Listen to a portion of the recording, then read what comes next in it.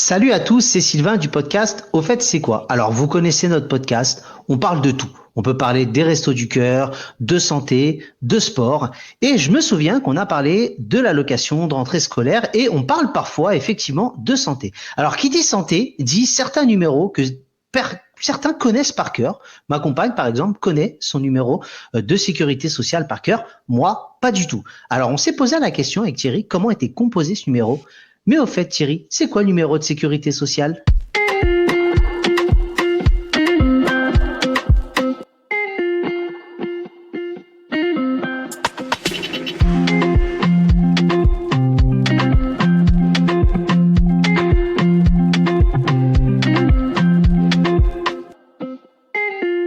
Salut Sylvain, salut tout le monde. Alors le numéro de sécurité sociale, moi je suis de la team qui le connaît par cœur. Le mien peut-être parce que je l'ai malheureusement beaucoup donné à des professionnels de santé, Ouais. euh, mais aussi parce qu'il y a une certaine logique dans la manière dont est généré ce numéro, et c'est effectivement ce qu'on va parler dans cet épisode.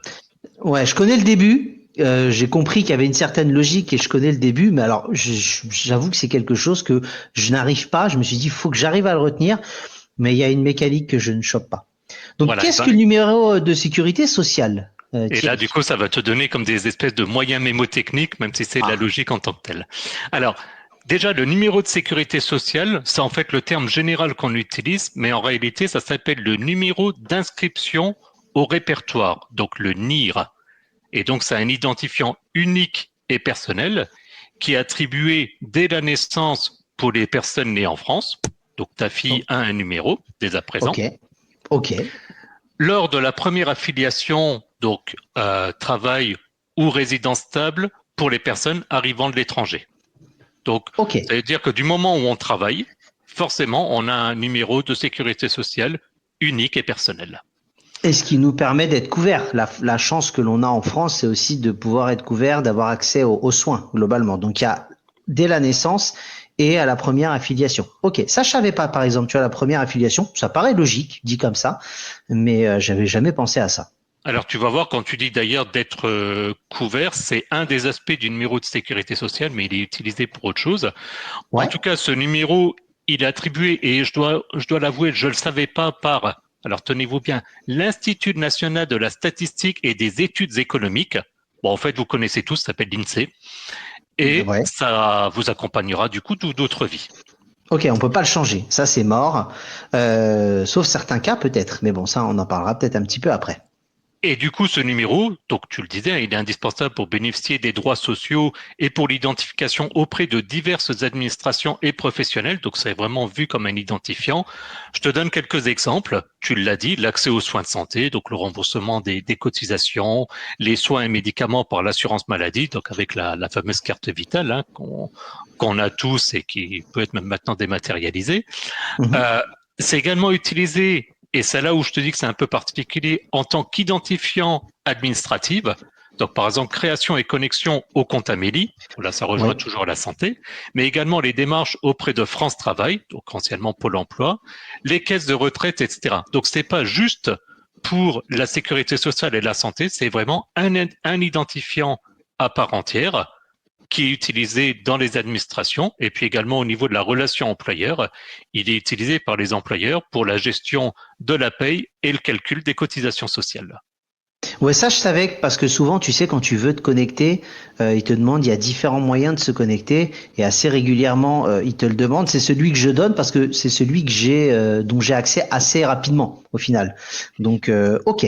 Donc Ouais, là, effectivement. ça me fait penser qu'il faudra qu'on parle un jour de France Identité, mais bon, ça sera pour un autre sujet, teasing pour un épisode à l'occasion. Euh, Juste pour un côté très rapidement historique, parce que je sais que tu aimes ça, donc j'ai pensé à toi. J'ai regardé la création du NIR, ça date de 1941, mais ça a été réellement adopté qu'à partir de 1946, lors de la création justement de la sécurité sociale. D'accord, ça a été créé en pleine Seconde Guerre mondiale et adopté en 1946. D'accord. Création de la sécurité sociale 1946. Tiens, c'est une date intéressante ça. Pareil, je découvre pas mal de choses. Et Alors, 1941, juste pour information, c'était de ce que j'ai lu rapidement pour identifier justement les Français et faire même un peu de flicage, etc. Donc c'était l'origine vraiment de ce numéro. D'où la création à cette date-là, au moment où la guerre, effectivement, pour nous, se passait pas très bien. Alors, Thierry, on parle de moyens mémotechniques tout à l'heure et de composition. Comment il est composé, ce numéro de sécurité sociale? Donc, de manière générale, il est composé de 13 chiffres, suivi ensuite d'une clé, de ce qu'on appelle une clé de contrôle, de 2 chiffres. Je vais revenir sur la notion de clé de contrôle. Donc, ce qui fait un total de 15 chiffres. Et en fait, on dit qu'il est signifiant parce que chaque série de chiffres a une signification liée à l'état civil. Je rentre un peu plus dans le détail. Donc, le premier chiffre, tu l'as dit. Donc, sur les 15 chiffres, et quand je dis le premier, donc c'est dans l'ordre de gauche à droite, hein, d'accord, quand on le dit. Donc, le premier chiffre, ça, en général, je pense que tout le monde connaît, ça correspond au sexe. 1 pour les hommes, 2 pour les femmes. Et là, je m'interroge, Thierry, parce que tu as des personnes qui sont amenées à changer de sexe. Ça existe, c'est reconnu par l'administration, et tu peux avoir tes papiers d'identité qui sont modifiés. Si demain tu es amené à naître homme et que tu deviens femme ou inversement, est-ce que ce premier chiffre change? C'est une bonne question. Je t'avouerai que je n'ai pas regardé. Je me suis pas posé cette question. J'aurais tendance à penser que oui, parce qu'à partir du moment où c'est reconnu officiellement, ça me paraîtrait logique, même si de nouveau, comme ça, je suis vraiment pris entre deux eaux. Parce qu'en même temps, comme c'est un identifiant, l'objectif, c'est finalement le numéro complet. Et tu verras par la suite qu'il y a des cas d'ailleurs un petit peu particuliers. Donc, c'est une bonne question. Il faudra qu'on regarde et qu'on en reparle à la limite dans le prochain épisode. Ouais. Vous avez vu, c'est l'avantage de ne pas lire en avant le conducteur et de découvrir pour poser les questions les plus spontanées possibles. On va regarder ça. Et surtout, on montre que nous ne sommes pas des IA, sinon j'aurais répondu selon Wikipédia, et puis j'aurais complété. Une annulation au pire. Ok, donc premier chiffre, c'est le sexe. Ensuite, les autres chiffres. Donc, les deuxième et troisième chiffres, c'est en fait les 2 derniers chiffres de l'année de naissance. Donc, pour les personnes, par exemple, nées en 1985, ça serait des chiffres 8, 5. Toujours simple. Et là, par contre, il n'y a pas de changement d'année de naissance. Non, il n'y a pas de changement d'année de naissance. Ok. Petite anecdote, parce que par contre j'ai regardé, je me suis posé la question comme ça a commencé, donc on a dit à partir de 1946, quand on arrivera en 2046, ça continuera à être 4, 6 pour les chiffres, du fait qu'à nouveau il y a besoin d'unicité, et on va voir avec les autres paramètres qu'en fait ça va permettre toujours l'unicité. D'accord. Parce que ça, j'ai pensé à regarder. Oui, parce que c'est vrai qu'on arrivera aux 100 ans, donc il y aura forcément ceux nés en 1946 et ceux nés en 2046. Donc, intéressant comme réflexion. Ok, donc là ensuite, 4e et 5e chiffre, à quoi correspondent-ils? Donc ça, à nouveau, très simple, c'est le mois de naissance. Donc, ils vont donc de 0,1 à 12, donc 0,5 pour le mois de mai. Simple, efficace. Bon, jusque-là, ok. 6e et 7e chiffre, c'est le code du département de naissance, donc par exemple 75 pour Paris, en sachant que si c'est pour l'étranger, du coup, c'est 99. Et si tu es des dom-tom qui sont en 974, 975, comment ils mettent 97 peut-être? Ils sont tous regroupés sous une seule bannière? Alors non, et là je fais un petit peu de teasing, j'en reparlerai un petit peu plus tard dans les anecdotes, parce que ça par contre je me suis posé la question. Ok. Donc on l'aura un petit peu plus tard, et pas dans un prochain épisode. Coucou Nico, il saura pourquoi. Ok. Donc département de naissance, ensuite 8, 9e et 10e chiffre. Donc là c'est le code de la commune de naissance, donc le code INSEE. En fait il faut savoir que chaque commune a un numéro. Je pense d'ailleurs, je suis pas sûr, je me dis ça à haute voix, je pense qu'il doit correspondre au code postal, parce que le code postal, tu as les 2 chiffres du département suivis de 3 chiffres, donc je pense que ça correspond, mais à vérifier éventuellement. Donc le code de naissance, ou sinon le code du pays si la personne est née à l'étranger. Donc à nouveau, on fait une séparation entre né en France, né à l'étranger. Et ensuite, on a du coup donc les 11, 12 et 13e chiffres qui sont en fait un numéro d'ordre permettant de distinguer les personnes nées au même endroit, au même mois. Parce que forcément, et potentiellement au même jour, je prends tout simplement l'exemple de ta fille, quand elle est née, il y a très certainement d'autres filles qui sont nées dans le même hôpital le même jour. On a un bébé qui est né avec 10 minutes d'écart, mais c'était un garçon. Donc là, ça n'aurait pas posé problème. Mais effectivement, oui, si ça avait été une fille, ils auraient eu pour le début le même numéro de sécurité sociale. C'est pas bête ça, effectivement. Pour l'anecdote, je connais quelqu'un qui a la même date de naissance que moi, qui est un garçon, et donc forcément qui a, du coup, si on reprend, les 14 premiers chiffres qui sont exactement pareils que moi. Enfin, pas les 14, parce qu'il y a 13 chiffres, on va dire. T'as raison, excuse-moi, les 10, les 10 premiers sont pareils. Et effectivement, c'est ensuite le numéro d'ordre qui permet de distinguer donc, les personnes qui changent. Ok. Donc voilà, j'ai un cas concret. Si par hasard il nous écoute, salut Fabien. Ça sera assez marrant. Et en plus, il habite pas très loin de chez moi. Ça fait longtemps que je l'ai pas vu, mais voilà. J'avais jamais entendu parler de ces numéros d'ordre, et en même temps, une fois que tu l'expliques, tu te dis bah oui, c'est logique, parce qu'il faut bien différencier les gens. Ok. Et pour les derniers numéros? Donc après les deux derniers, c'est une clé de contrôle. Donc en fait, c'est une valeur chiffrée entre 0,1 et 97 qui est calculée en fait à partir des 13 premiers chiffres pour garantir la validité du numéro. Je m'explique un petit peu parce que dit comme ça paraît un petit peu compliqué. En fait, c'est un algorithme de calcul, donc qui est connu. Vous pouvez, pour les plus techniques et curieux d'entre vous, vous pouvez le retrouver. Et donc c'est vraiment, en fait, il y a la même chose sur les RIB. Tu sais, sur les RIB, tu as le code banque, le code agence, etc. Et à la fin, tu as une clé. Pareil, ces clés, c'est juste pour garantir que l'entièreté est cohérente et donc de manière à éviter une erreur de saisie sur un chiffre qui ferait n'importe quoi. D'accord, ok. Donc ça sécurise le tout et ça permet d'être cohérent. Exactement. Donc ça c'est top. Comment, où est-ce qu'on peut le trouver, ce numéro de sécurité sociale? Il y a la carte vitale. Moi, je t'avoue que j'ai ma carte vitale sur moi quasiment en permanence, donc je le retrouve à ce moment-là. Est-ce qu'il y a d'autres endroits où on peut le retrouver? Alors, moi, je l'ai également toujours en permanence et d'autant plus maintenant que la carte vitale, je l'ai sur le téléphone. Donc, je l'ai encore plus de manière régulière. Mais effectivement, pardon? Moi, je l'ai pas. Chanceux, mon département n'est pas encore dans le processus, donc je ne peux pas. Voilà, Thierry. Donc, effectivement, on retrouve ce numéro de sécurité sociale, évidemment, sur la carte vitale, comme on l'a dit, parce que c'est indispensable pour les professionnels de santé. Quand tu vas à la pharmacie, quand tu vas à l'hôpital, etc. Également, un peu de la même idée, on le retrouve sur l'attestation de droit à l'assurance maladie, donc qui est disponible sur le compte Amélie. Alors, sachant que potentiellement, il y a un effet boucle parce que pour se connecter sur le compte Amélie, de base, il faut le numéro de sécurité sociale, mais bon, c'est pas grave. Du coup, autre solution aussi plus simple, il apparaît sur les fiches de paye et il est également disponible sur des documents envoyés par la mutuelle, donc la mutuelle santé, la caisse de retraite, la CAF. Donc voilà, très souvent, dès qu'il y a quelque chose d'administratif et du fait, comme on disait, que c'est un matricule d'identification, vous êtes identifié par ce numéro et donc par définition, vous le retrouvez un petit peu partout. Ouais, mais tu vois, la fiche de paye, je ne le savais pas. Après, j'avoue que j'épluche très peu mes fiches de paye, je devrais peut-être un peu plus, mais ça, je le découvre. Ok. Écoute Thierry, merci beaucoup pour toutes tes recherches. Thierry, as-tu la rubrique légendaire? As-tu trouvé des anecdotes concernant ce numéro de sécurité sociale? Ah oui, parce que forcément, on a presque des plaintes, des émeutes et des révolutions, parce que sur les deux derniers épisodes, on n'en a pas fait. Quoi qu'on en glissé au fur et à mesure. Il n'y avait pas de rubrique. Ouais, mais moi, j'ai été pris à partie dans la rue. C'était vraiment désagréable. J'ai compris un peu l'énervement des gens, mais je leur ai dit, vous inquiétez pas, le prochain, on en aura. Donc, parle-nous de ces anecdotes.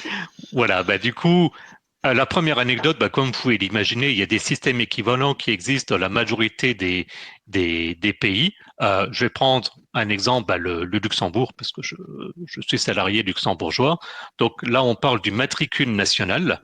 Et donc, le format au Luxembourg, par exemple, c'est à peu près la même chose. Il est plus court, c'est année sur 4 chiffres, mois sur 2 chiffres, jours sur 2 chiffres. Le numéro pareil d'enregistrement, donc un peu comme le numéro d'ordre dont on parlait, et pareil une clé qui est calculée. Donc c'est le même principe. Et pareil, je retrouve sur ma fiche de paye, etc. Donc c'est le. Oui.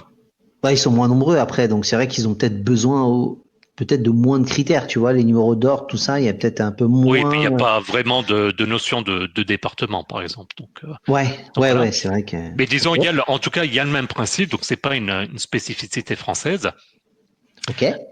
À l'inverse, par contre, pour l'Italie, eux, en fait, il fonctionne sur un numéro d'identification fiscale universel au sein de l'Italie. Et du coup, ce numéro fiscal, donc quand on pense fiscal, on pense impôt, du coup, en fait, ce numéro est utilisé aussi pour la sécurité sociale et la santé.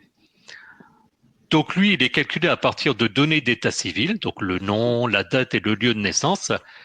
Et du coup, ça le rend théoriquement non unique parce que tu peux pas garantir avec un nom, une date et un lieu de naissance l'unicité, avec des noms très communs comme un Jacques Martin par exemple. J'ai un voisin de mes beaux-parents qui s'appelle Jacques Martin et pour l'avoir déjà vu, c'est pas l'animateur décédé que tout le monde connaît. Toutefois, en cas de... Et eux, du coup, en Italie, ils fonctionnent différemment. Et c'est une discussion que j'ai eue avec un collègue où il me disait que c'est des fois très compliqué parce qu'ils raisonnent qu'en cas de doublon potentiel, à ce moment-là, l'administration fiscale italienne, elle intervient manuellement pour modifier le code, pour garantir à ce moment-là une identification administrative unique à chaque personne. Donc, tu vois, là où nous, il y a eu toute une logique pour mettre ça en place et éviter les conflits, en Italie, par exemple, c'est l'inverse, c'est en cas de conflit où il faut le signaler. Et puis ça peut, à partir du moment où il y a quand même une intervention humaine en cas de doublon, ça peut générer plus d'erreurs qu'un système qui est généré pour que ça n'arrive pas. Exactement. Dans l'absolu. Donc, ok. Autre anecdote, parce que j'aime bien les anecdotes un petit peu marrantes entre guillemets, et on revient en France. Le NIR, donc le numéro de sécurité sociale, comme on a dit, il contient le code du département de naissance. Oui. Ce qu'il y a, c'est que la Corse, et on en a parlé d'ailleurs dans l'épisode 60 sur les numéros de département. Je mettrai le lien dans les notes de l'épisode. La Corse, du coup, au départ, c'était le code 20. Et puis, à partir de 1976, ça a été séparé en 2A et 2B. 2A pour la Corse du Sud, 2B pour la Corse du Nord, enfin pour la Haute-Corse. Et je m'y connais parce que j'ai quand même vécu en Corse en 2A pour le coup. Voilà. Et donc, effectivement, et comment ça fonctionne alors pour la Corse ? Du coup, le souci, c'est que l'algorithme des 13 chiffres, comme je disais, donc c'est un algorithme, c'est un calcul. Donc forcément, faire des calculs avec des A et des B, ça marche pas bien. Ouais. Donc à ce moment-là, en fait, ils ont fait une conversion des lettres en chiffres et la solution qui a été trouvée est de substituer 2A par 19 et 2B par 18, mais uniquement dans le cas du calcul de la clé. Ah oui, d'accord. Ok, je vois. Parce que j'ai vérifié, donc le département 19, par exemple, c'est la Corrèze. Et donc, je me suis posé la question en disant, oui, mais si tu as un enfant, un garçon qui naît même année, même mois en Corrèze avec potentiellement le même numéro d'ordre qu'en Corse, du coup, ça va être compliqué. Et en fait, non, c'est vraiment dans le cadre du calcul. Donc, le numéro, on va dire, visible et identifiable ne sera pas le même. Mais donc, ils ont fait cette petite bidouille pour permettre le calcul de la clé. Comme quoi, c'est pas toujours simple. On a tout bien calculé. OK. Et donc, pour les dom-toms, Thierry, je t'en ai parlé tout à l'heure. Explique-nous tout. Donc, en fait, voilà, tu t'en parlais. Je disais qu'on reparlerait dans les anecdotes. Donc, l'organisation des codes des départements et communes, il est différent pour les dom-toms, tout simplement du fait qu'il y a moins de communes. Et à ce moment-là, il y a un numéro de département sur 3 chiffres. Donc, c'est ce que tu disais. Donc, là où généralement on fait 2 chiffres pour les départements, 3 chiffres pour les communes, pour les dom-toms, en fait, on inverse.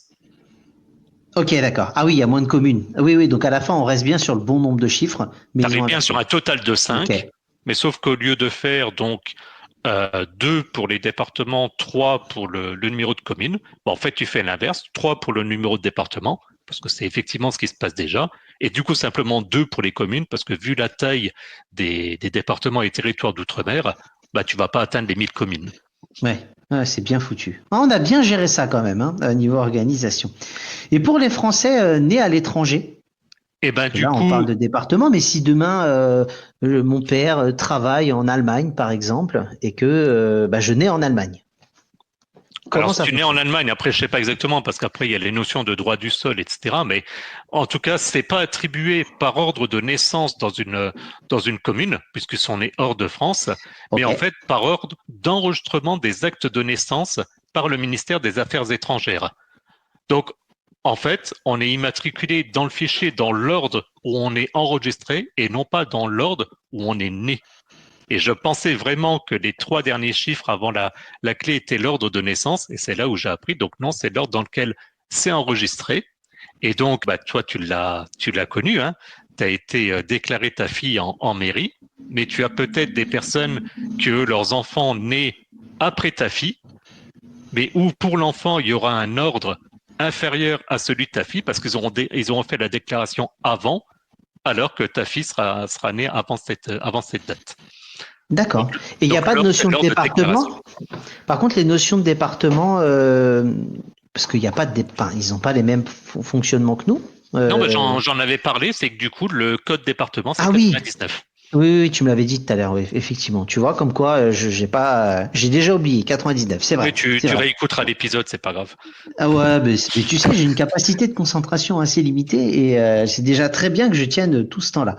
Ok, très bien. Ben écoute, merci beaucoup Thierry. Est-ce que tu as d'autres anecdotes? Eh ben non, là je pense qu'on est pas mal et comme ça nos auditeurs, je suis sûr pour certains vont prendre leur numéro de sécurité sociale, vont regarder sur leur carte vitale et puis faites-nous des commentaires si vous découvrez des choses, s'il y a des cas particuliers auxquels on n'a pas pensé. De toute façon, vous allez avoir tous les détails juste après le générique. Très bien, on se retrouve dans quelques instants.